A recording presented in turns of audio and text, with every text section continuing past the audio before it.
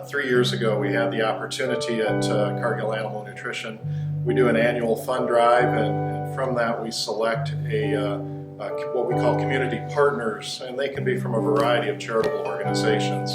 And at that time, I advocated for the Purple Ribbon auction to be included as a potential receiver of funds from that. And so we we went with a couple other individuals that also had connections to 4-H.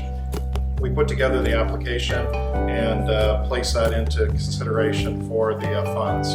And so we were awarded those funds, and so that became our first entry into participating in the Minnesota Purple Ribbon auction. And so we sponsored the Champion Barrel and also scholarships. After that, consideration came up a year later, and it was endorsed to do that again. And so we participated in 2 auctions and had a chance to attend 3 of these Purple Ribbon Gala events to share time with young people that are involved here.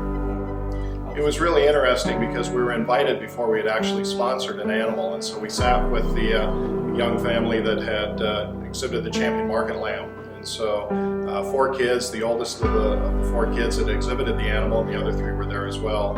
It was great just to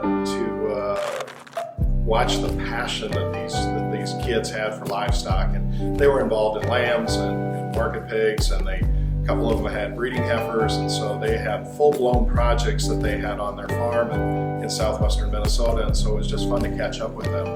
In addition, it was also interesting to find out that the father of these kids had actually worked for Cargill about 28 or 30 years ago, and I recognized the name. And so, once again, it's a small world, a chance to connect with kids and families. I've taken that a step further, too, with the suggestion of Brian Knudsen, one of my colleagues at Cargill. And he said, well, let's get together last year's scholarship winners and the Champion Barrel exhibitor. And so we did that this past summer. And so a year after we awarded the funds, we got a chance to sit down with those people.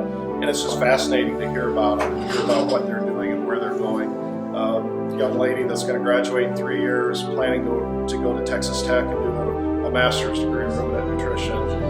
Another young lady that exhibited the Champion Barrel wants to be a teacher and is worried about where she's going to get placed for student teaching, and the passion that these young people have for the future is incredible. And so it, number one, makes me feel young to get back and talk with those kids, and number 2 is to kind of remind them that we do have an investment in them, and we're very curious as to where their career takes them.